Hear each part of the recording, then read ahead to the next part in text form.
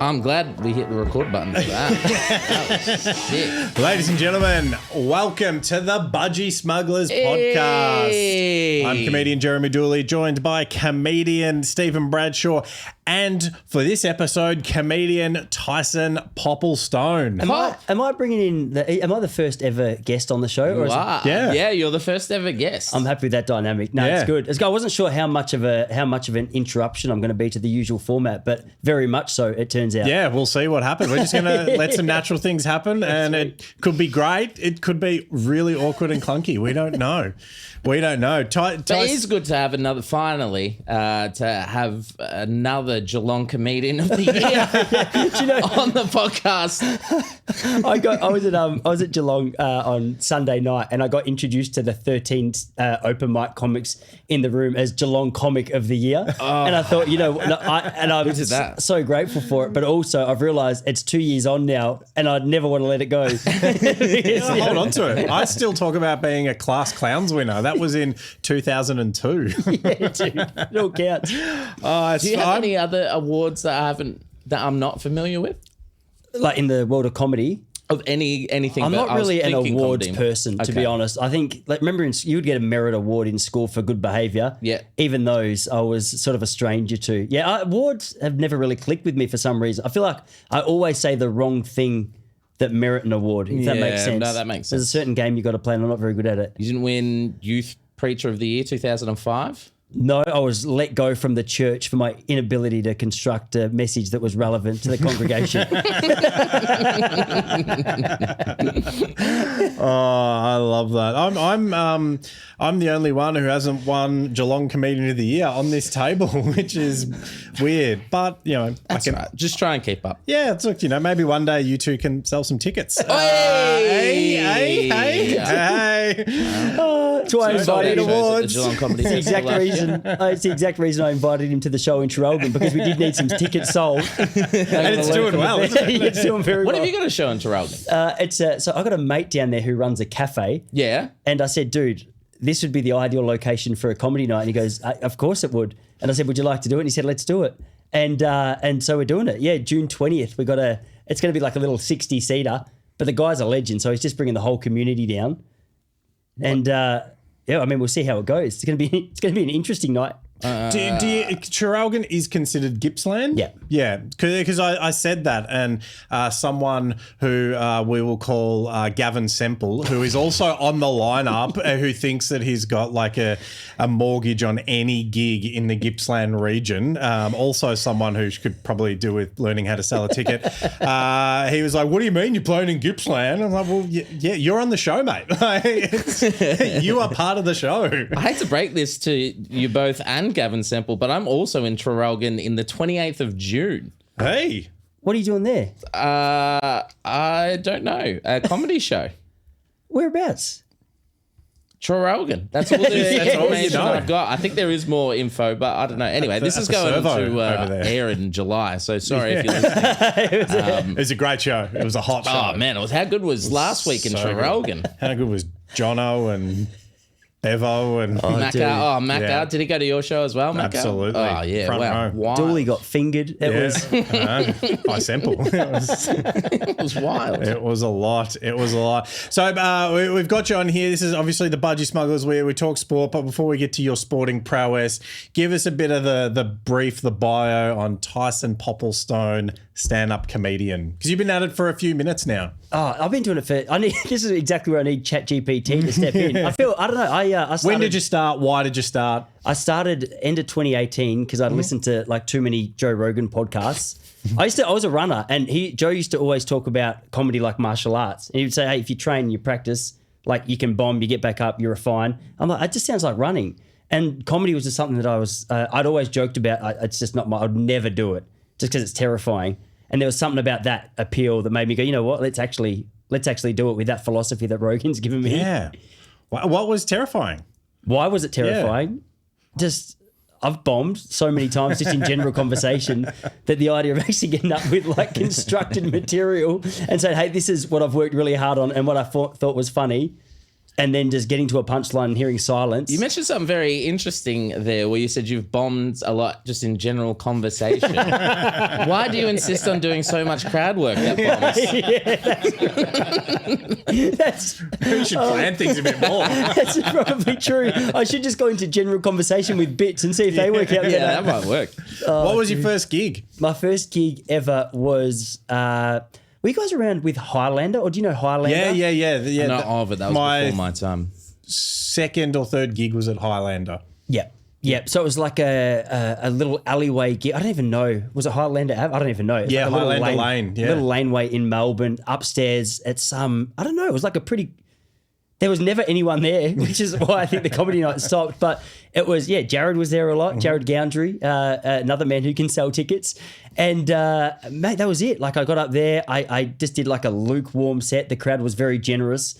I didn't know any better. I just assumed that I was quite good at it based on their response, and came back and, I don't know, I just got the bug for it. Yep. Yeah, that was it. Also, I think I had the same thing because it was a very generous audience.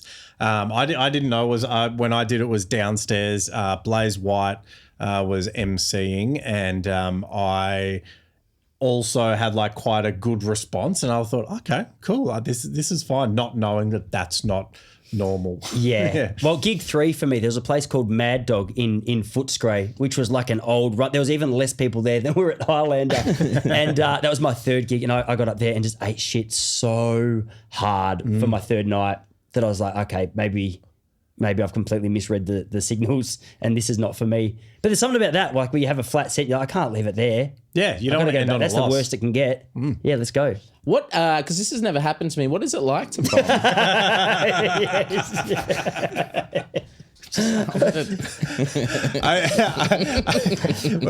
On that, I did a show at Castlemaine Fringe Festival this year.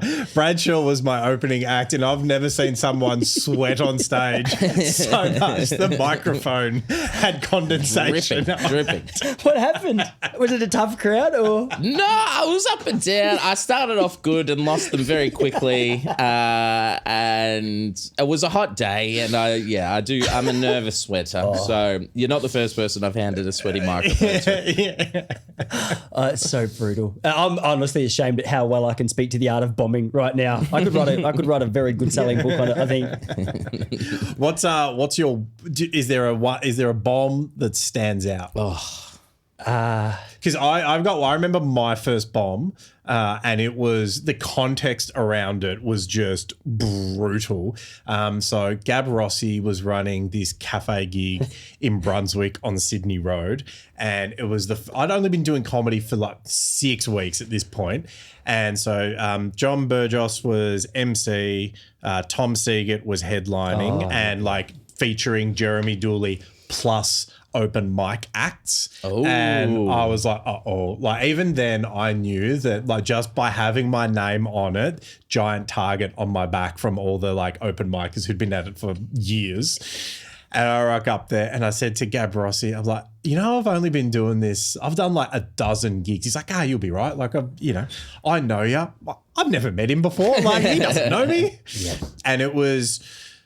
So as the gig was starting, this dude walks in like twitching and stuff. He's got like a skateboard over his shoulder, full twitching, and he sits with his back facing the front of the room towards these 2 women, and just like staring at him like menacingly.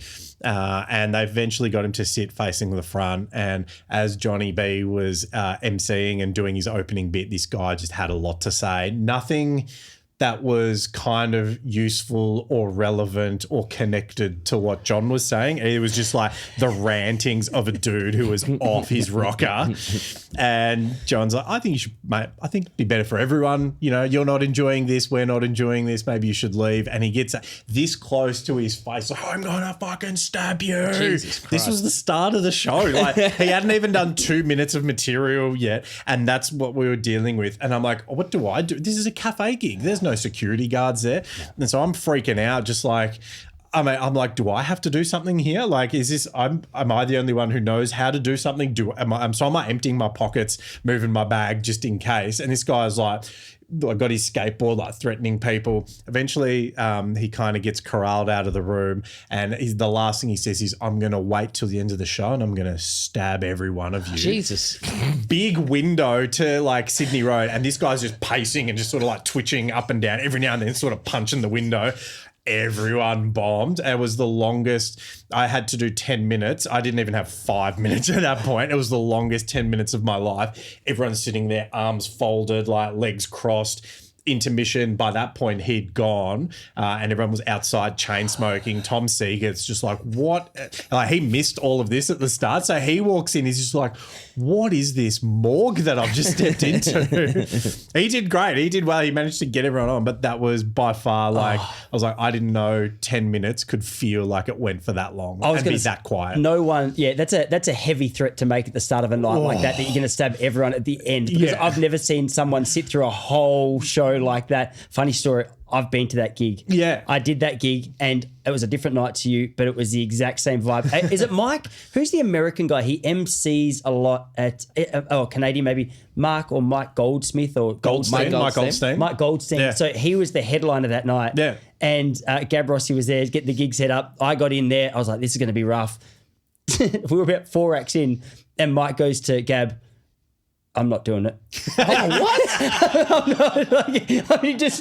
sure he just walked out and Gab's like, mate, I completely understand. And I was like, he's made the right decision. Like, respect to him, like the confidence it would take to tell Gab, like, this is bullshit. That's some like headliner energy. I thought I didn't have that as an open mic name on the list to go up to him and go, mate, this is not what I'm looking for. That's TV comedian energy. Yeah, that is TV comedian energy. Oh, dude, I'm trying to think of one that's there's honestly not one that stands out. I honestly have done it so many times that they've all sort of just blurred into one.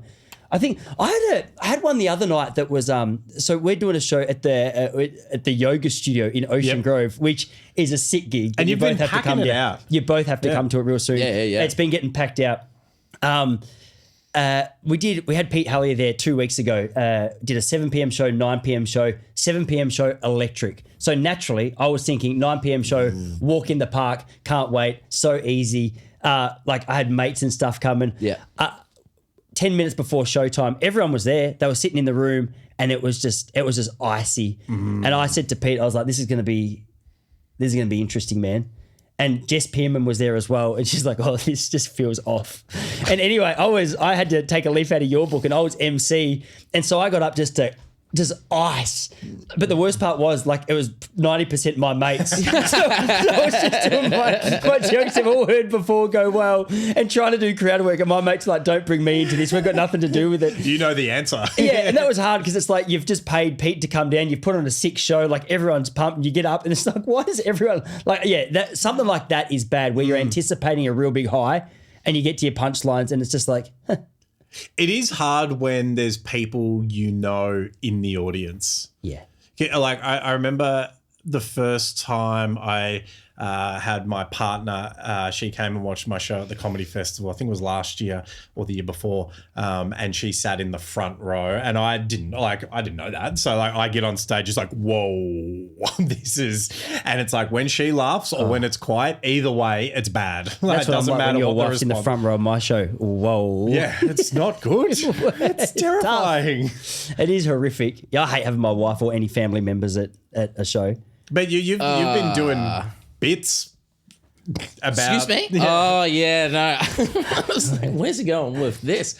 Yeah, but were you at that one in Geelong? In Geelong, yeah. So I've started seeing one. I think you've met her. Seeing one. Yeah, seeing one. I really like her. A female. And I was just worked on some new bits about her and she was in the crowd. And one of the bits is about that she's a POC, as the kids are calling it, a person of colour. And I was doing that, and she was clearly the only person of colour in the room.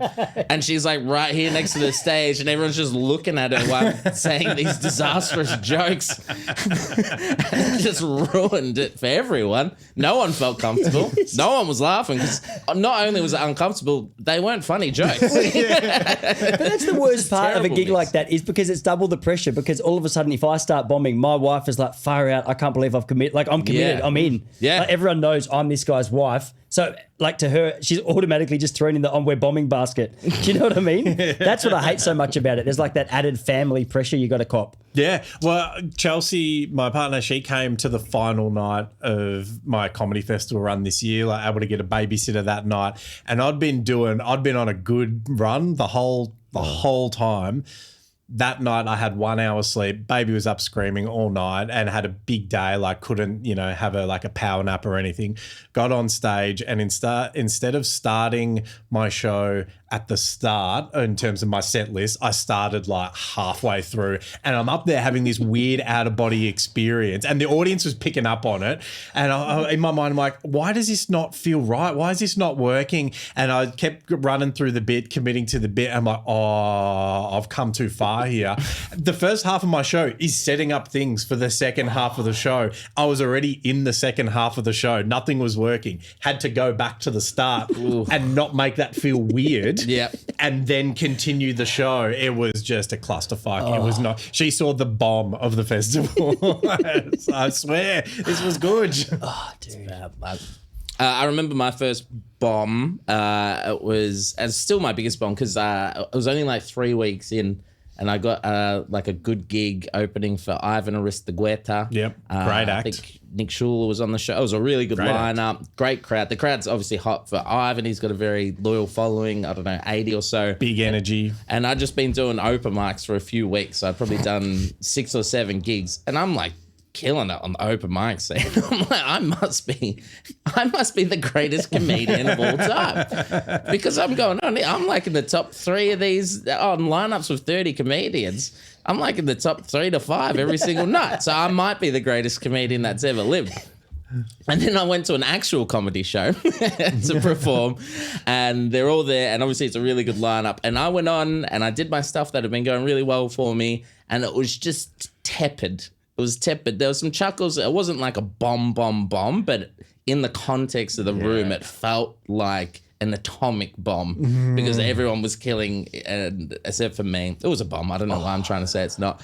And I'm like up there. I'm like, habla inglés, anyone? No, I should have said that because I would have laughed. But I remember that one, and that one was like a huge reality check from like, oh, okay, that you're not good at all. Oh, dude, that's right. Yeah, this wasn't a bomb as much as it was just the biggest interruption to a set. I was doing a gig on Brunswick Street a few years ago now.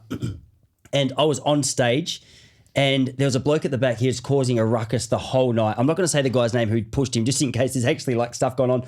But one of the comics went up to this guy and goes, mate, you've got to stop. Pushed the guy over. This guy fell on his back, solid concrete, unconscious. I'm not kidding, he's unconscious for 5 minutes. And you know how much the head bleeds? Yeah. The head is like... This is before my time. Dude, literally just on a puddle. There's a puddle of blood. Everyone, we're going... He's dead. The comic who did it, he's sitting there and I'm looking at him going, mate, your life's about to change. Because this guy wasn't waking up. And we're thinking, far out. And I was on stage 3 minutes into my set going, I've driven from Point Lonnie and I'm 3 minutes into my set and this guy's unconscious and I have to sit there. So it was a really tough, like, ethical conundrum. Do I continue and tease the guy who's unconscious or do I just go and call an ambulance? What did you go with? Yeah, no, I teased him. To be fair, you weren't the only guy who died that night. Yeah, for sure, dude. Did he wake up during your set? No, so the set was done. Yeah, okay. Everyone was standing around. Police got there, were asking the guy questions, and the guy they're going, who was it that pushed it? The guy just hated cops apparently. He's going, fuck off, stop it with your questions. The guy's like, do you want us to pursue this? He's like, I don't want anything to do with you guys. Like, let's leave me alone. And the bloke who pushed him is just sitting there going... So that was probably the wildest experience. Text me who it was. I'll tell you in a minute. I actually don't. I'm nervous to say his name in case the guy changes his mind and there's like serious consequences. No, of course. Smugglers don't snitch. No, that's it. OG. We're from the streets. That's why we're FTS from the streets. All right, so we're going to be talking about running because you do running stuff. Running coach? Were you a runner? How do you become a running coach? This is the worst thing about being a runner is whenever you come into a room of guys on the Budgy Smugglers podcast, no one fully understands it or what, like they don't get what joy you get from it, what the role actually is. It's never impressed any guy. It's never impressed any girl. I honestly don't even want to talk about it, but based on the fact we're here, I can tell you. Well, How many stopwatches do you own? Yeah, I'm old school. I'll just guess it out by the sun. Pretty much. I don't look at the sun so much, but I'll go to feel. But it's the fact that I'm answering that question so seriously suggests I've been in the distance running scene too long. Okay, give us the origin story of you in the world of running. Okay, so I was Did you walk first? I was a good little junior footballer, and then in about under 12s, under 13s, like a lot of the boys started to get big, and I stayed the same size. And I was like, this every time I get tackled, it hurts. I'm not that interested in going into packs. I was winning like the club runs. Like the footy club runs. I was living in Perth at the time. And so I entered the WA, it was like the under 13 state champs. And I went out and I won that with no training. I was like, oh mate, like it was like you for your first gigs. Yeah. I was just like, I think I'm the greatest runner of all time. Yeah. I hadn't yet heard what a Kenyan was. So I was walking around like I was an absolute king. There were just like little Sudanese toddlers on the stand going like, this guy's a bitch. Like he's overestimated his ability. But for a young, naive mind, it was that was dipping my toes in the water of running. Yeah. Yeah, right. And now you're a running coach. I'm a running coach. How does that? So did you? I had no idea about this until Bradshaw was like, "Oh yeah, try and keep it to myself. He's a running coach." I was like, "What? Didn't know that." So how do you Did you compete as an adult and then like retire, become a coach? How does one? Yeah. What's the journey? So do you know Mark Blitzavs? Plays for Geelong. Yeah. Yep. So Mark Blitzavs and I, he's a few years younger than me, but me and him were pretty much like we were on par. Like every race, like he would win one. Actually, I think he only beat me once, but like, I can say for a fact. That's right. So me and him, we were like on par with the running, and I had a history of footy, so I was like, I'm a good little footballer. And then word in the running world was Blitz is getting drafted to Geelong. And I was thinking, what am I like? I'm running good for Australia. There's zero money. He's about to become rookie drafted, like take some big package, assuming it goes anywhere. And so he did. He got drafted. So I wrote a letter to like all the AFL clubs, and I was like, hey, look at me, like give me a go. And the long story short was I was sitting in my lounge room one day. Paul Roos, the Melbourne Footy Club coach at the time, He called me. He goes, dude, come visit us. Like, let's have a chat. And I was like, mate, I'm in. Fell through. Same happened with Fremantle. Fell through. I ended up at Baldwin. I was like, all right, I'll play ones. Yeah, Baldwin Tigers. Yes. I said I'd play ones. Played resis. I was like, I'll be one of the best. I wasn't. And so the long story short was I helped Baldwin with their running work. And then the coaches was like, mate, this is helpful. Do this. And I was like, that's what I'll do. And so I just stumbled back into the world of running because it was just like some Darwinian effect of you're a bitch on a football field. Just teach us how to run.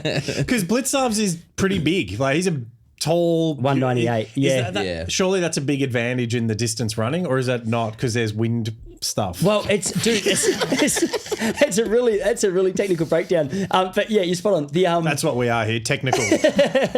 Blitz he was head and shoulders above the rest of the runners. The best runners in the world are like Ali Kipchoge. I think he's like 5'9". Like he's they're little. The little Africans are tiny. Yeah, it's so deceptive. Can you call them little Africans? You laughed when I said it. We just haven't used the term on the Budgy Smugglers before. Little Africans, the little tiny Africans. They're just so small and fast. And I don't know. I think the answer to the question is no, they're not tall. So the best small and African, and he was big and white. Correct. Yeah, okay. And that's why I end up playing, which is a really good thing to be if you want to play ruck in a football field. But if you're trying to run 10Ks. I would have thought, though, because your legs are that much longer, it's like when you see a Jack Russell walking alongside, a normal sized dog. The Jack Russell's working twice as hard because its legs are shorter than like the golden retriever or whatever. Like its legs are longer, so it doesn't have to take as many steps. It honestly seems like a valid point. I don't fully understand the science behind it, but when you think about the amount of weight they're carrying you're around, a running coach, not a running scientist. What do you need to know that shit for? Seriously, that's what I tell my athletes. I don't know. It's wild. I reckon if you got the average height of every 10,000 meter runner, it'd be like 5'7". It's wild. Interesting. Yeah, and if they're over 6 foot, you know for a fact they're going to be lapped. Yeah. Okay. This is about as exciting as running talk gets. So I'm not sure. I'm excited. Yeah, I can talk about like anything else but running, and it'd be more exciting for me as well. No, I'm very interested because I'm like, if someone has anyone like come up to you for coaching because they keep going like left foot, right foot, left foot, left foot, and you're like, you're doing it all right. I can really revolutionize running if you go left, right, and just repeat. Yeah, you'll go heaps faster. I've been trying to say that for ages. I'm trying to trademark it and everything, but no, it's Trent Marn said to me, he goes, "How do you be a running coach?" And I go, and I started to answer it seriously because I'm a dickhead. And Trent Marn goes, "What do you say? Left foot, right foot, left foot." I was like, okay, so we're not having a real conversation, are we? What was your serious answer? What was the question again? I don't know. I can't remember. It was what do you do as a running coach, I think? Oh, man. It's running-based sport. So a lot of it is just planning pre-season running programs for football, soccer, field hockey, stuff like that. Right. I coach marathon runners and things like that as well. But I try and lean towards the football world because it just sounds a little more attractive than I work with marathon runners. Yeah. No, fair enough. very cool. Do you know what I mean? Yeah, I'm not yeah. like Dooley over here who's in the UFC world and like girls would just flock to an event like that. There was You've never been to an MMA event where it's dudes with fades. Is that what it is? Dudes with fades, shit ears and tats. That's basically who rocks up there. Broken homes. Is that right? Yeah. That's what I do. Broken homes. Oh, we've got some questions because we put it out to the smugglers. Some questions saying that we've got a running coach coming in. Give us your questions. So I'll go first. This is from Chris Bradshaw. No relation. He's commented on the past. No relations. No relation. He's in the Navy. Thank you, Bradshaw. Okay, I want to know if these event organisers are making a fortune. Over $100 to $150 to enter, and they get 2,000 people. Plus, they're using volunteers to help, and all you get is a $5 medal in most of them. I've got no idea who makes it. I actually wonder that with Melbourne Marathon because you can't get a start at Melbourne Marathon and you have to go in a ballot. And really? I don't know if it's like some government or council run thing, but if it is a publicly, in fairness to the owner, the event's been going since 1970, just to use Melbourne. So it's been a real long-term commitment because I remember 2018, you could rock up on the morning and get a ticket. So I don't know. I don't know who's pocketing money is the answer. I've got no idea. Yeah, you reckon in the last few years, people are just more running, so they got to ballot it up. It's like Oasis, getting a ticket to Oasis to run for 8 hours. Honestly, I knew it was cool in 2002. I was doing it and loving it and thinking, far out, I wish more people would get on board. But I don't know what's changed. Now all the alphas that I used to tell it was cool are trying to tell me about their mile splits and like how to do certain zones of training. I go, mate, I've been telling you this for years. Do you know what I mean? I don't know what shifted, but it's very weird to be preached at by the people I used to try and coerce into the world of running with zero efficiency. So they're making a lot of money, I think. Someone's making money. There. Yeah. What is your best marathon time? Nah, marathon time doesn't exist. It was a... What's your go-to? What's your bread and butter? I was a good 3,000 meter runner. Okay, 3Kers for those who... Which is a non-Olympic sport and absolute, like in a world of, like in a sport that has no credibility, that's the event that offers no credibility. Sick. What was your time? 8:10. Whoa. That's fast. It's good. Yeah, that's very good. Yeah, it was good. What's your best 3,000 meter time? 3,000. So we're talking 3 kilometers. Yeah. People just call it a 3K, I think. Wait, did you say 8 minutes 10? 8 minutes 10 for 3 kilometers? Yeah. Oh no, that is very quick. I would say it would be. I would have gotten it under 15. I've never run just 3 kilometers though. What, you run further? Yeah, you'd run further. Yeah.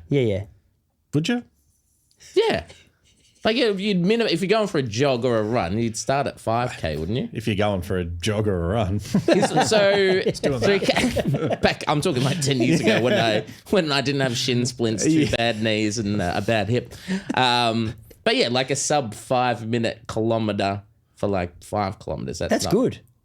That's good. Yeah, but it's weird when you compare times like that because like you're doing under 3 minute kilometers. That's fast. Yeah, but it's also weird because you'd go out for a jog and you're like, I guess that's how fast I run it.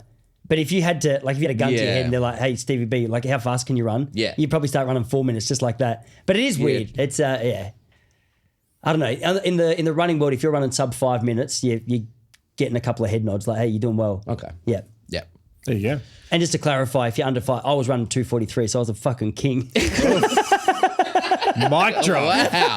I wasn't. I was That's the 40 end of seconds that behind like the best runner in Australia, which was Stewie McSwain. I was actually a bitch. Anya McSwain. That's an unfortunate surname, isn't it? Oh, mine's McSwain. Poopplestone, so I can't say But anything. Popplestone, it's like it sounds like it makes a noise. It definitely makes a noise. Yeah, like Popples, like it, snap, crackle, Popplestone. Do you know what I mean? Can I do a question? Yeah, go for it. I want to do this one from a big smuggler, friend of the show, Jez FM. Is there an athlete whose gait horrifies you? Oh, that's actually a great question. It's a really Is that a good real question? That's- Yeah, that's yeah, a- yeah. that's a real These question. are all real questions. These are real Yeah. questions. From Eilish smugglers. McLaughlin.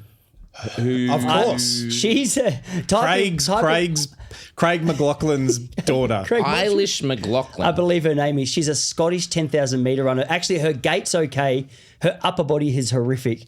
So as a person who enjoys watching the efficiency of running technique, this one stresses me out. Can you is it? Does she run like? Have you seen Steven Seagal run, the action superstar? No. Oh, there's YouTube montages of Steven Seagal running, and he kind of like runs like this, and it's wild. That's what I'm imagining. Yeah, it's something like that. As you're trying to figure out how to spell Eilish McLaughlin. God, it took me so long. Did you find her? Yeah, I found it. I could have, yeah. I'm trying to think of other people. Paula Radcliffe was probably an easy one to go to. Again, not the gait, just the head wobble. Something was stressful about it. But this is very niche running talk. But This is super niche. two people I find very, very difficult to watch run. Oh, I see what you mean. Bit unco. Oh, very. But she moves. She does. All right.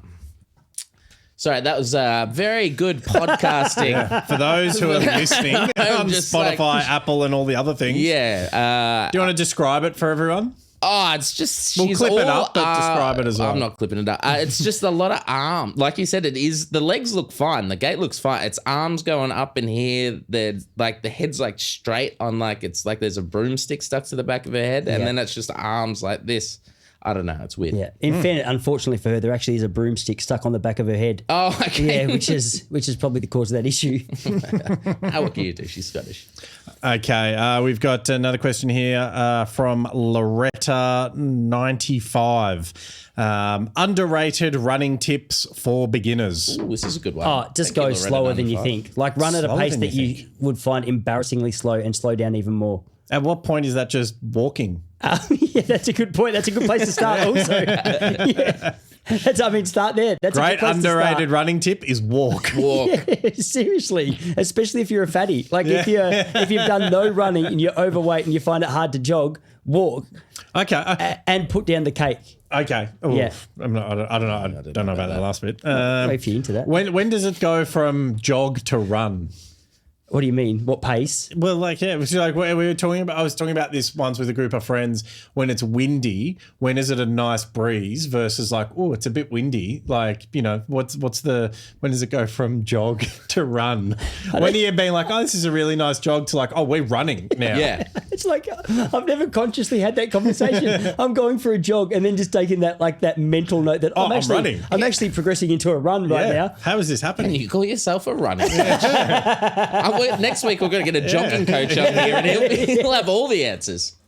Oh, it's such a good question. I don't know what the difference is. For me, I'll do a warm-up before I separate those two. So I'll go for a jog for my warm-up, and then I'll allocate on my training program. Now I'm doing a running session. Like I'm doing 4x K. If you're doing race pace reps, you call that a run.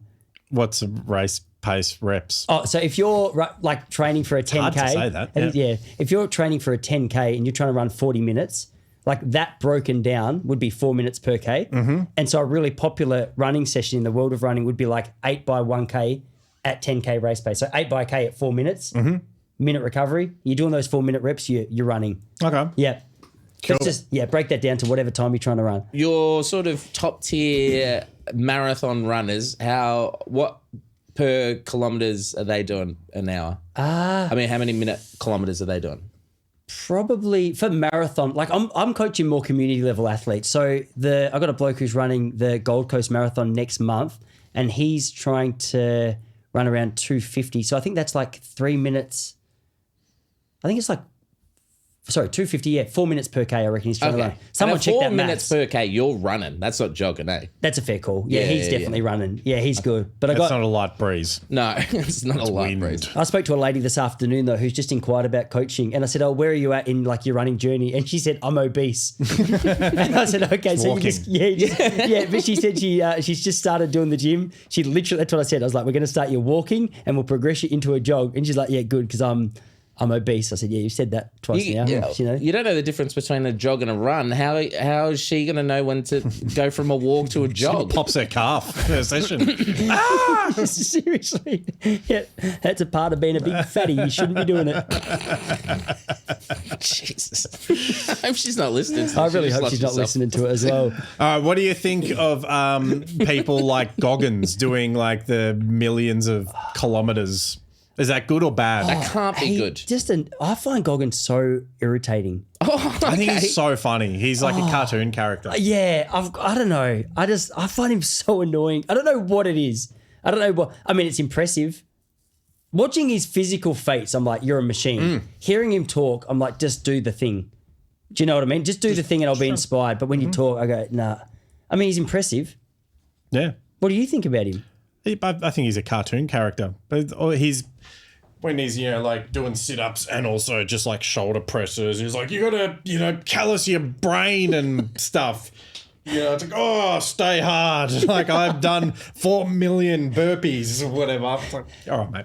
There's a video of him running with like some chubby guy on his shoulder that I just can't. And have you seen it? He's being dead serious. Like he's being dead serious and he's trying to talk to the camera and all you can see is this guy's big fat bum in the camera. And it's like, this is nothing inspiring about this. I just feel so embarrassed for that man. He's getting piggybacked as a grown adult while Goggins shouts mantras. I love that. All right. We've got... Well, I got one more just because we talked about it on this week's pod. Lachlan Kennedy breaking the 10-second mark for a 100-meter sprint. What were your thoughts on that as a running coach? True story. You guys broke that news to me. I'm not even kidding. I watched your clip. That's hilarious. Yeah. News breakers. Just making it all happen here at the Budgy Smugglers. It's where all the best running coaches in the Greater Western Geelong area get all their running news. Geelong Running Coach of the Year 2023. Super impressive. I mean, but here's the thing. It's impressive. There's a difference between Australian level and international level. Mm-hmm. On an Australian level, 9.9, what was it? 9.98. Yeah. Mm-hmm. Incredible. Okay. Yeah. Do you know I thought you were mean? going to say they had different clocks. Sure. But like you have a bloke like Usain Bolt, world record. What is it? Like 9.59, 9.69, I think he's run. Oh, is so it? he's getting absolutely smoked. So on a national level, hey, you're a gun. Yeah, 9.58. Yeah, international, you go, okay, you're not even making the final. You're still half a second behind the winner. Yeah, it's a wild thing to get your head around. And that point is, I can say that with confidence because it's magnified over the distance and applies even more to me with distance running than it does to Lachlan Kennedy. Do you think... So you're not impressed? Yeah, not impressed. I am impressed. Not impressed. I'm more impressed by Gout. Was it a reach? Was it a reach to put him number one on top of our power rankings this week? Who was behind him? Oscar Piastri. You don't know who that is? I know he's the F1 driver, but I'm just trying to think whether... Was he the one who drove into the other car or was the other one the car... That's Max Verstappen. Okay, yeah, I'm out of my depth. No, I think it was a good moving choice on. with Lachlan Kennedy. Do you think Matt Shervington was helped or hindered by his massive pace when he was running? Well, have you ever seen him run next to Usain Bolt? Oh, that's like, yeah, that's... Didn't seem to slow Usain Bolt down. Do you know what I mean? Yeah, that's a just knife like to a sword fight, that is. Matt Shervington's impressive on Australian level. Yeah. Hey, go to Jamaican with that little thing, you little bitch, and then see how confident you are. Yeah, do you know what I mean? Fair. So if he's using his massive, gigantic... If that's the theory, I should be running 9.4 seconds. Do you know what I mean? That's why I'm not breaking 10. That's why I can barely break 20, guys. Seriously, I'm closer to 8. All right, so we got some running facts here. All right, so we've got some from the history of running, controversies, fads, tech, a whole bunch of different things, future of running, etc., etc. I'd love to get your thoughts on this. We'll go with here. The marathon distance was standardized at 26.2 miles for the 1908 London Olympics. Is that too far? That's too far. So far. It's a long way. It's a long way. It's like What's 40 that, Ks from here is like Werribee. Running to Werribee. And I don't honestly, understand you're in running away Werribee. from Werribee for 40 kilometres. That could say. work. that makes far more sense. That question made me so much happy because I thought you were going to say true or false, and I was so relaxed because I had no idea of the answer. Yeah. Too far. Too far. Yeah. All right. We've been talking a lot about the enhanced games over the last few weeks. What are your thoughts on like gearing up in running? There's the best runners in the world are already gearing up, and they're just doing it incredibly well. Whoa, what are they taking? There's a variety of things. Like EPO would be the go-to for a lot of. They're getting very technical. There's some wild breakthroughs in running times that are happening in the distance world at the moment. And here's what's interesting. So. You use Usain Bolt. I knew Usain Bolt's schedule better than anyone in the world. I knew that Usain Bolt, this is a big call, allegedly. I knew Usain Bolt, he would come out, he'd run his first race early in the season, he'd run 10:05, and then he'd go, I'm having some Achilles trouble, I'm having some... Then he'd go and visit his doctor with a real shady reputation in Germany, and he would come back and he'd run 9.6 seconds. This happened, this is true. I said to my wife it was like April or May, I said, any day now, the announcement comes out, Usain Bolt goes to... Germany, sees this doctor, comes back right on cue. Within a week, you say Kenyans at the moment, they've just discovered the juice, and as if they weren't good enough, Kenyans are being busted left, right, and centre. So the world These are the little Africans you were talking about earlier. The little tiny Africans. And they're good at marathons. They're good at marathons. Yeah. And they're even better at it now because they've discovered the juice, but they're not hiding it effectively. They keep getting... And they keep getting pinged, They keep getting pinged left, right, and centre. And there's still people who are smoking the times of the guys that have been pinged, which makes me very suspect. So enhanced games is already happening well and truly in the distance running world. Does shoes that they wear, especially in the distance sort of stuff, should that be standardized? Because I know when the guy broke the record, very technical terms here, the guy did well. There was a lot of talk about his shoes being almost like springs and like bouncing him forward. Well, pretty much they've got like a lot of rules and regulations around, this is where you get real nerdy, around like heel drop. So the actual drop from the size of the heel to the toe, like what's the millimeter drop in angle that is allowed? I don't know off the top of my head what it is, because when you're running Melbourne Marathon... Higher or lower better? Higher is better? I believe higher is better. So if you've got a higher drop, it starts to become almost like a propulsion with each step.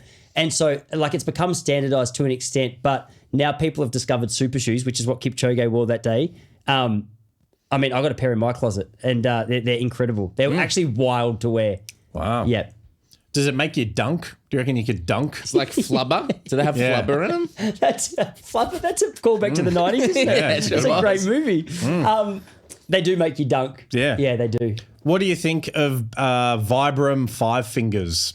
Are they useful or are they not? I think anything that you have to question who you are as a person before you step outside in them should be worn with caution. Yeah, they're a bit uncomfortable when you see someone. It's like, ooh, it's like he's can see his toes through his shoes. Yeah, that's. In saying that, that's all I run in. Yeah, I have a question. What the fuck are you talking about? Google Vibram 5 fingers. Make sure safe search is on. Okay. What about barefoot running? That good or that bad? It's like everything. It peaked after the book Born to Run in 2009. Chris McDougall. Yeah, it is. Caballo Blanco is a character in that book. It is A white horse. The truth is, it's like for a whole heap of white guys who walk around all day in shoes and all the support, like so many of our muscles in our feet aren't being activated. So we'll go from 0 to 100 and go, oh, okay, I'm going to run like the Kenyans. I'll take off my shoes. I'll just start running. And our muscles are just not ready for it. So it's if you're going to do it with caution. Do it slowly. You can do it, but you just have to transition with a little bit of patience. I got those Islander feet though. I'm always barefoot. I think that'd be fun. Yeah, no, you'd be able to dance with the Kenyans. It's not. You know what I mean?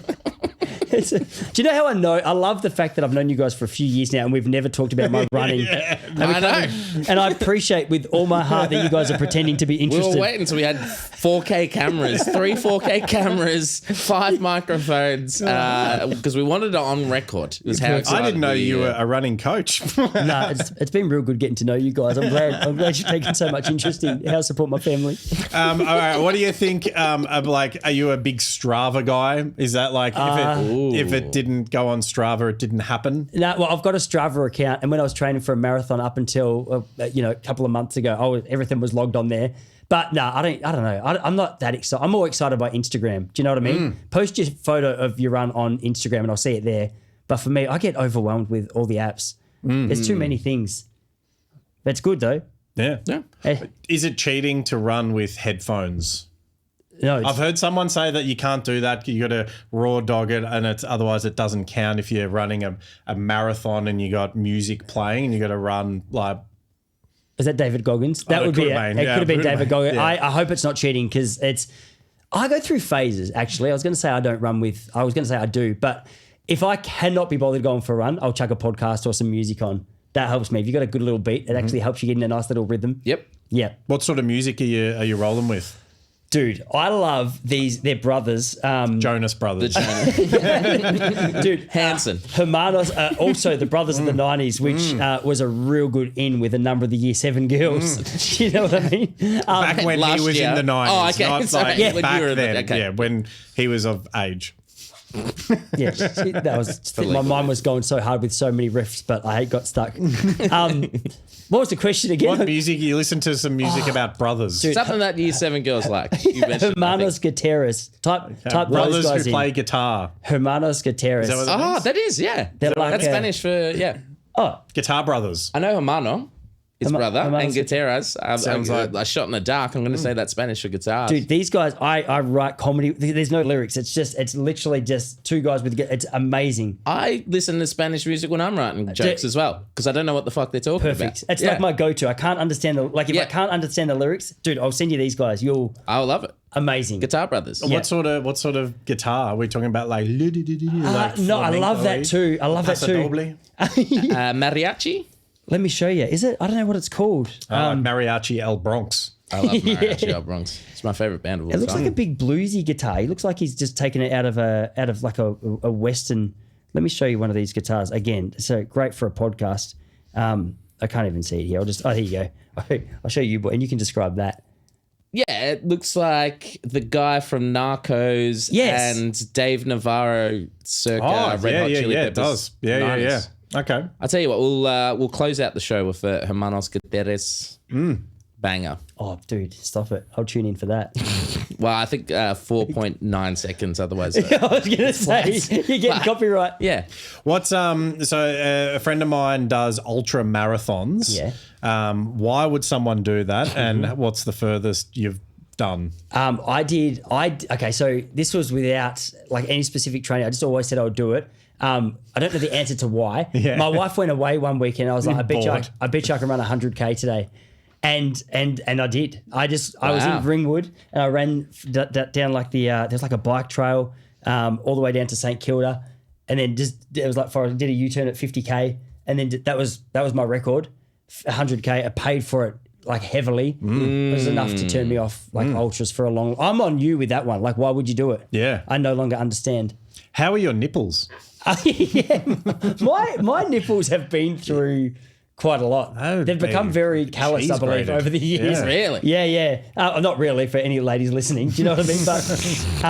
But I'm not sure why I've been married for 14 years. It's a weird statement. Yeah, but seriously, they're not. I don't know how they've developed into such strong and bold nipples, but I no longer have any issues. In fact, Tommy Really? Little posted something on Instagram the other day of his bleeding nipples, and my first thought was like, "You are such a bitch." And he hadn't even gone running. Yeah, that's right. Actually, that was a DM you told me. Yeah, that's right. He just finished recording with Carrie, and apparently she makes his nipples bleed. I would have to go when I first started, and I was running often, and I would have to go with the Vaseline. Oh, how much Vaseline do you buy? You'd be buying heaps. No, I don't use it. You don't. You just I don't, raw dog it. Yeah, I'm a culprit. I Your live in a inner small. thighs would be like sandpaper. Yeah. I've probably got a lot more space down there than you do. Yeah. We've already established that, which is why you're struggling to break 10. I don't buy it. I am a culprit. Like, I get so much shit in my town. I live in a small town, and it's like, you be respectful. I'm a shirts off runner most of the time. Like, if there's, I can't help Checks myself. out. Do you know? Do you know what I mean? Yeah, boy. Yeah. And I'm not even bringing that much to the table, but it just feels so much more comfortable.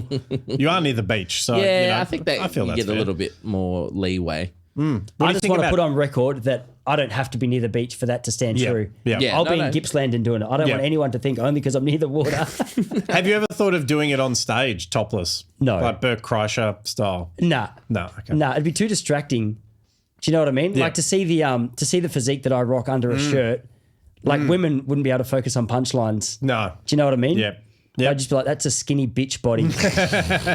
Not like, oh, that's a nice bit of abs. No, they wouldn't be. Yeah, No. that's my ribs, love. What do you think about treadmills? Good or bad for running? Good. Good. Oh, really? Yeah.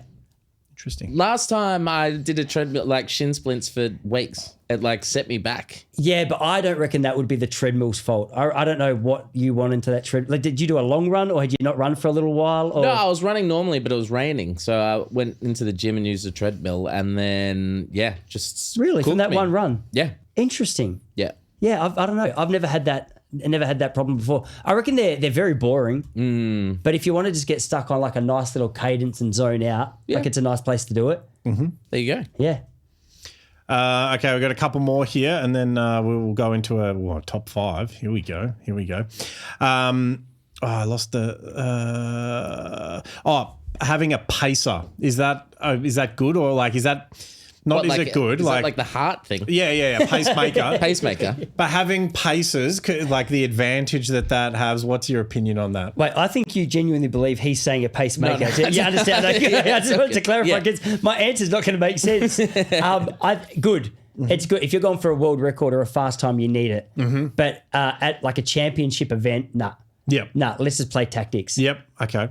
And are you in a race event? Do you go out hard at the start, or do you like sit behind whoever's in front, or you start at the back, and then what's It depends, the Tyson because approach? my approach was always I would just sit in the first couple because I was strongest over like the last 300.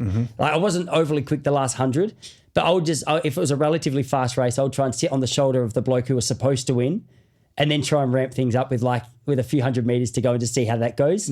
But it really depends on the race as well. It depends. There's so many different variations of how people run. Like the people who sprint want a really slow race. So you kind of just gotta weigh it all up as you go. Yeah. But yeah, I would say that if you like boil down the average of all of my races, I was sitting pretty just on the shoulder of like a fast guy and trying to run past him. Is there tactics in 100-meter sprint, or is it just flat knackers? It's just flat knackers. Yeah. It's So flat knackers. It is interesting because you would think maybe in a marathon maybe, but anything sort of that takes place on the athletics track, you wouldn't need, you just run, you'd already have it all set out in your head. Even if it's like, a 3,000, you would think, all right, I got to run this fast, these 10 laps or whatever it is. There'd be certain cues I reckon that athletes would have. Yeah. Like, all right, first 15 meters, let's focus on momentum. You know what I mean? Yep. But like the idea of trying to be tactical over 100, it kind of, I don't know. It just, No, I wouldn't have don't know thought. how I you would do have it. thought it would be flat knackers. Yeah, But- Lachlan Kennedy's probably sitting there going, mate, you have no idea what you're talking about over 100. I've got so many tactics. Yeah, Do maybe. you know? That's not my wheelhouse. What's your like because when I worked in sport, when I worked in the AFL, like you'd have some players they'd cramp up and they'd call the runner. We'd have to run out with pickle juice and stuff like that. Really? Yeah. That was the thing. When you're in a race and it's like long enough that you can like drink whatever and eat whatever, what's your go-to? Well, I was real technical about it. I was using carb gels. Yep. I was using like What flavour? precision, probably like Strawberry. Nah, it was like a lime, like a lime okay. flavour. Yeah. I think I'm telling you the truth. But like just little carb gels. I'll just go to a carb gel or like a lolly snake.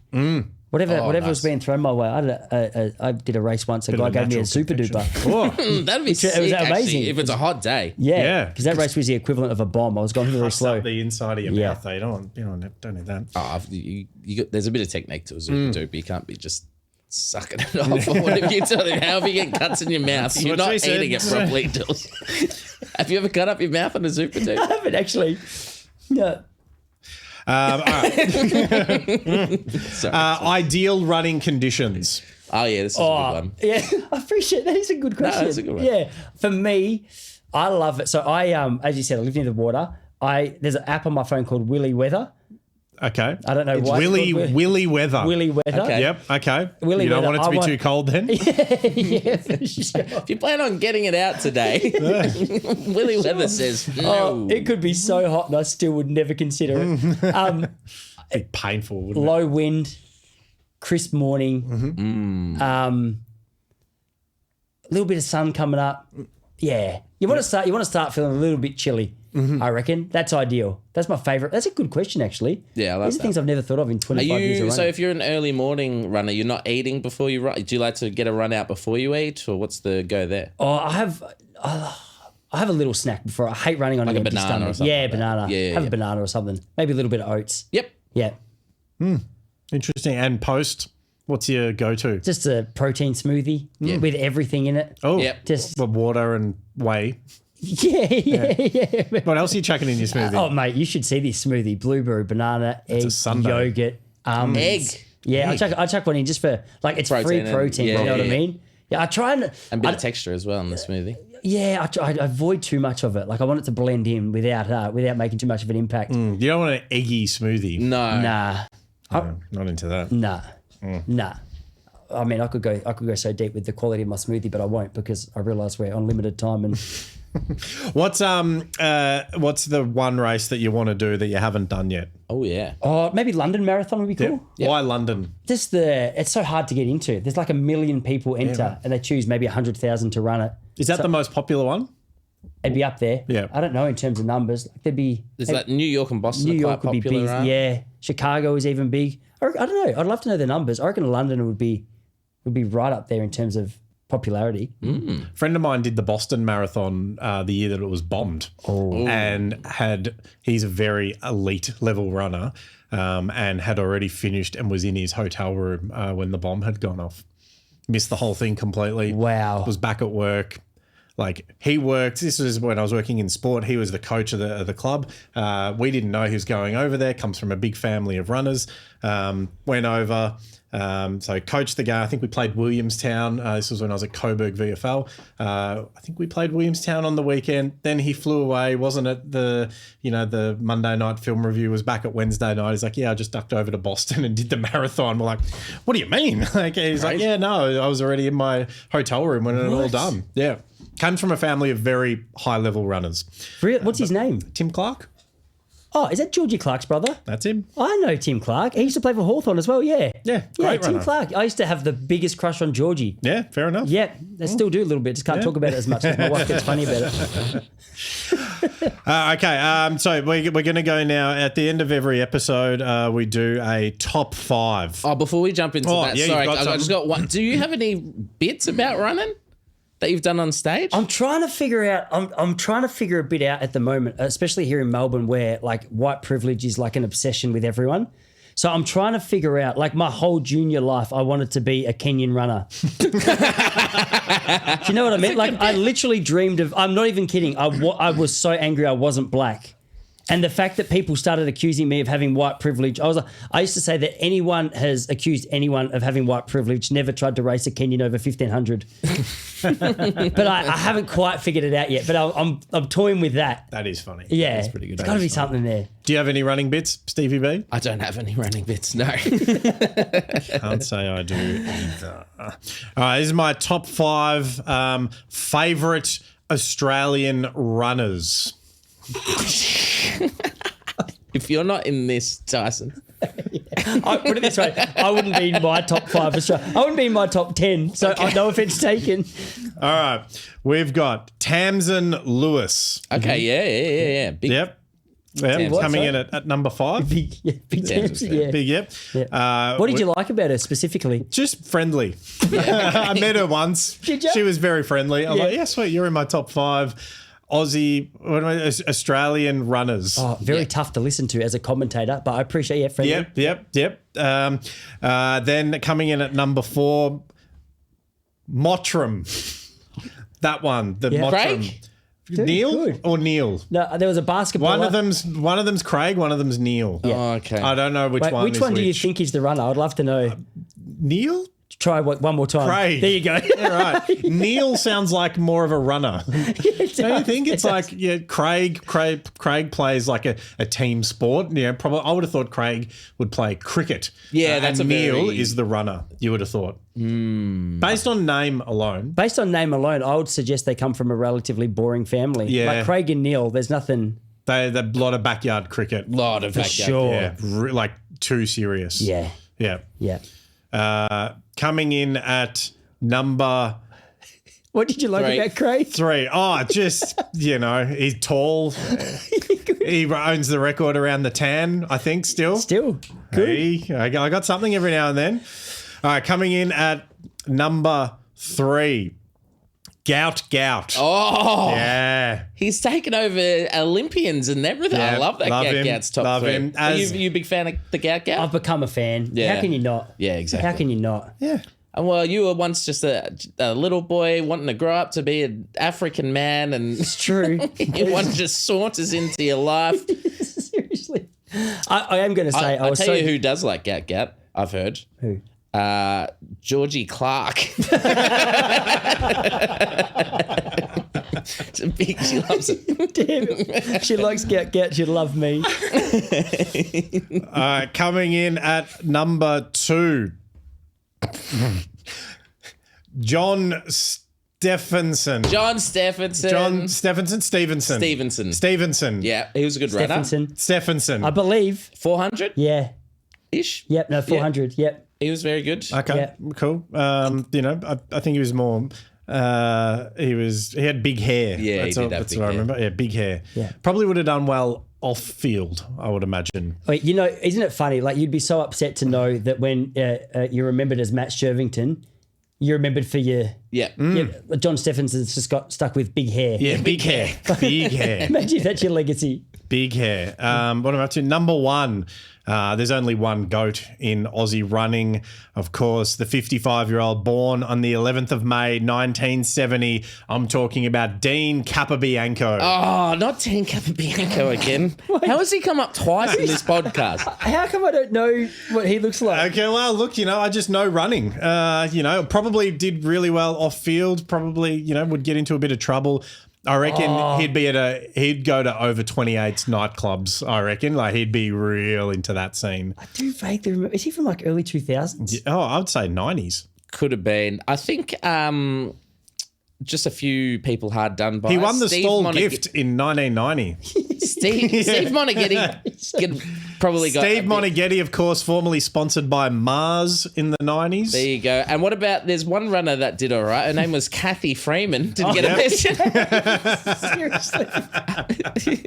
Not a big fan of Kathy. Well, I mean, when you dressed like, what was Like an alien. No, The full suit Are thing. you talking about her Incredibles? traditional indigenous outfit that she the wore? one, No. not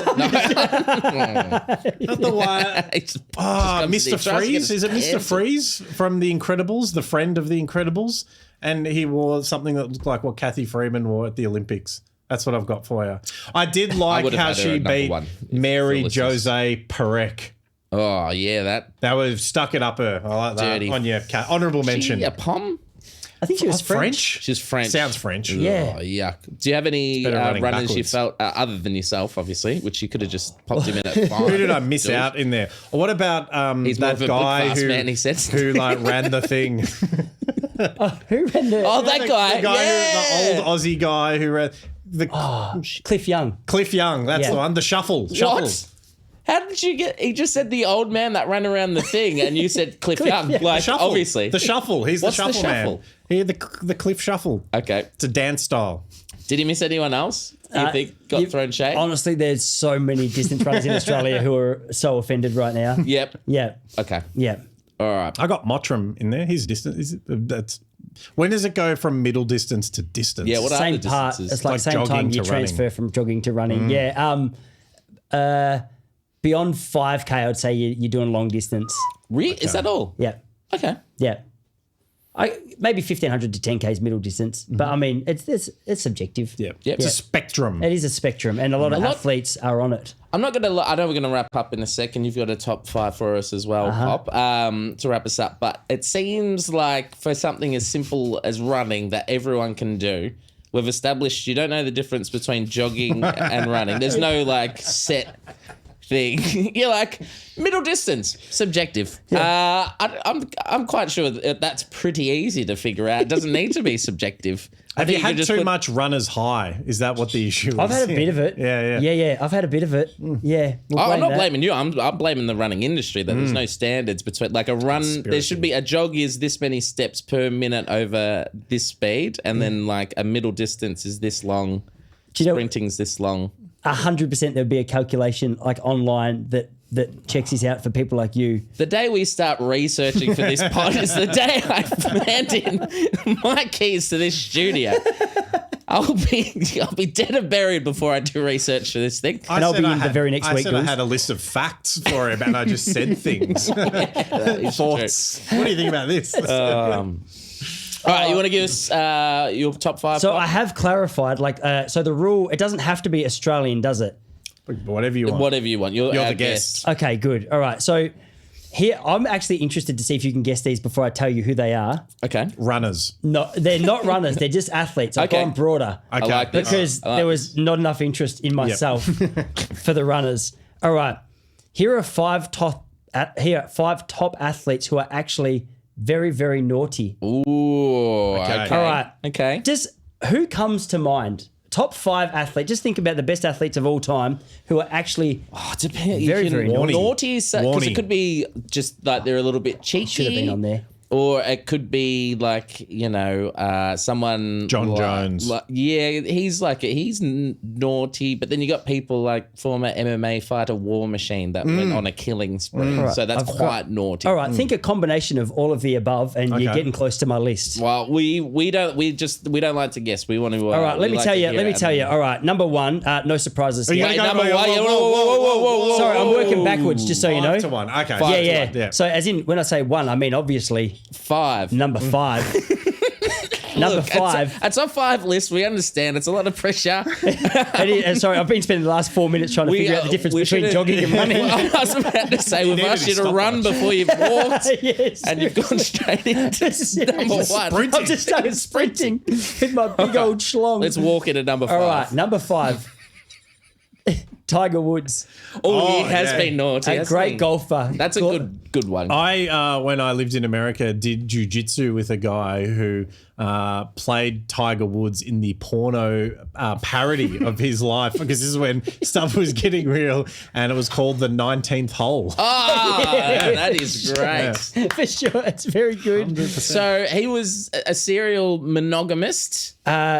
Polygamist, I believe. Yeah. Is that the word? Yeah, that's why. Yeah. Monogamous is the opposite. Yeah, he's from Brunswick. You and me and Jules, we're serial monogamists. Yes. I don't know.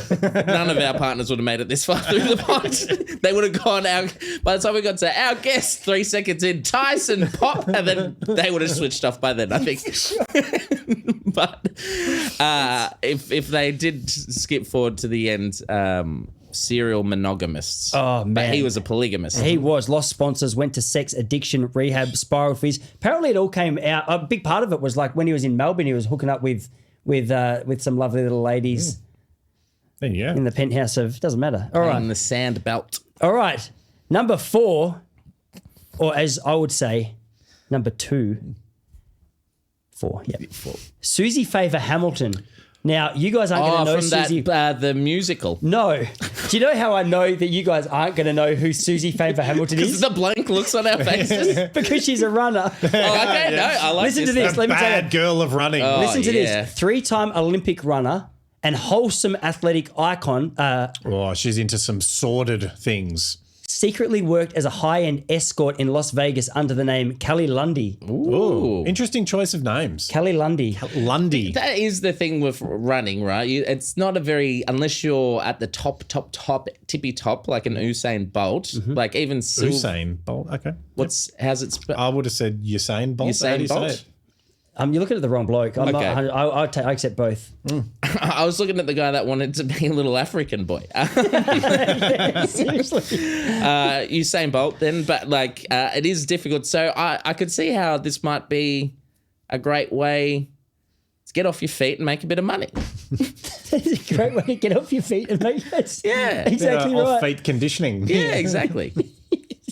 So good. There's so much. Interesting choice of stage name. What was it? Like Callie Lundy. Callie Lundy. Yeah. A lot of L's. Yeah, that is. Lundy. All right, number 3, very, very naughty. The good thing about this one is he can't be wrong about the order. I was just thinking that. I was actually double checking that I had it this right. one's right. Yeah, number 3, Oscar Pistorius. Oh, he's He's a real bad boy. Yeah. Oh, The Blade Runner. What he's doing in F1 for McLaren at the moment, though, is bloody amazing with no legs. It's so good. Of course, he shot his wife. Yeah, That's pretty naughty. that is very naughty. Pretty naughty. Yeah, a lot of people said as a Paralympian he could never do it. He showed them. Sure did. All right, number 2, Lance Armstrong. Oh. Yeah. What did he do? He was a big drug cheat. He just got caught, didn't he? That was all But it it was the was. lying. It was the lying and swindling. What else? Did he do anything else? Yeah, he ruined the ending of Dodgeball. Oh, Because he's got a did, cameo at the end of Dodgeball and he talks about how he, recovered from cancer and just got back on his bike and has won the Tour de France 1 billion times. Yeah, he was juiced to the gills. Yeah. Of course, the average Joes, the gymnasium, if they were juiced to the gills, they would have gotten to Lafleur wouldn't have needed to have done that. They would have won already at that point. That's a big callback. I'm struggling to remember the story. I mean, this is a naughty 4. I'd love to, can't wait to see who your most naughty is. I'm slightly nervous about number 5. Oof. AKA Is it Michael Vick? number Okay, 1. number 5, AKA number 1. Olympic number 1. Just to clarify, is that me over there? Fuck off. I can see you both laughing and making eyes at each other. Look at this vlog we have on our podcast. You do great. Number 1. Am I looking at the right camera? Yeah. Olympic gold medalist in the decathlon, once the face of athletics excellence. Say it when you think you've got it. Mark Blitzarves. Is he do decathlon?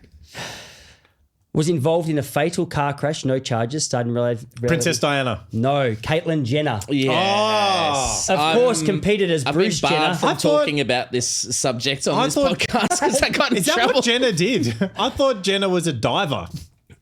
What? Is that, it was a decathlon. No, decathlete. Who was the diver? That's a Michael Diamond? Not 100% sure. That might have been the person he hit in a Was a diver. 2015 car accident. But, oh, no, it was later involved. That wasn't 2015. Involved in They a fatal hit. car. She hit? I thought Jenna was a diver. I'm still calling him a man, just so you know. Okay. No, I'm just trying to see You what just you put did. yourself at number 6 on the list. I saw the flags on the way up the stairs and I thought, I can't say this joke. I didn't say. Caitlyn Jenner. Decathlete. I didn't know that. I thought. Decathlete. Who's the diver? I don't Is there know. a diver? I'm not 100% sure of this Is there a diver. Jenna or Kardashian who was once a diver? No, I don't think so. There you go. I've learned a lot today. That decathlete. Decathlete. There you go. Dick Offleet. Oh yeah. Anyway, thanks for coming to the last ever episode of the Budgy Smugglers. Or at least we're going to have to move from Brunswick. But that was very... hey, for a first top, that was very good. Great top 5. You know, Great once you top figured 5. out the counting, it How, was good. yeah, counting backwards from 5 is tough. Should be a personal trainer. They really struggle with counting. And then crayons. Oh, man. That's wild. What do you got coming up in? We are in early July. We are in early July. Let me just double check my calendar for early July. Oh, August the 1st. Put this on your calendar. Peter Hallier, Billy Stiles, myself, Curl Lewis Range in Curl Lewis. Yep. 90-minute drive from Melbourne. The golf course there. The golf course. Played thought it that was a with shooting Blaze range. Have you? White. I've played it with Blaze White once. It's a Oh, beautiful really? golf course. Yeah, it is nice. They've got a nice little function hall there. Seats about 180. Very nice. They stack that out. Week after, we're doing a yoga studio one. That one, I'm still trying to lock in Dilrook. Oh, yeah. Oh yeah. But I Good don't act. Still's a great act. He was a great yoga originates from India. Is that your theory? say that again. Sorry.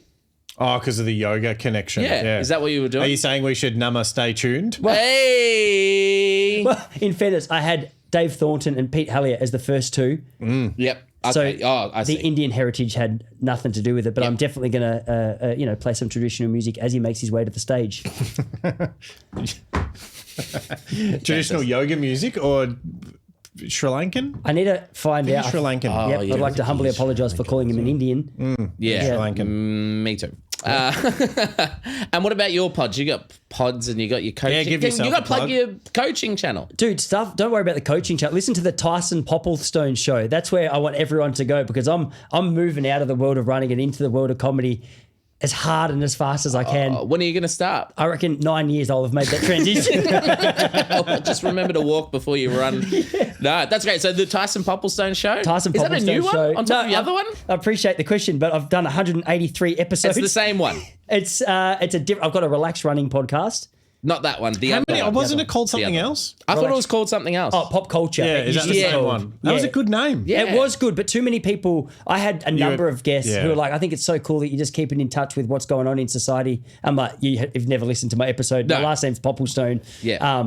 And so I just moved it on. Okay. Yeah. I thought That's what I I thought. did think you were a bit old for doing a podcast about like what the kids are into. For sure. Weird. Love that. What do you got late July or throughout July and into don't- August? I don't know. I've got a few things on. What have you got on, Dools? Well, I bring up my...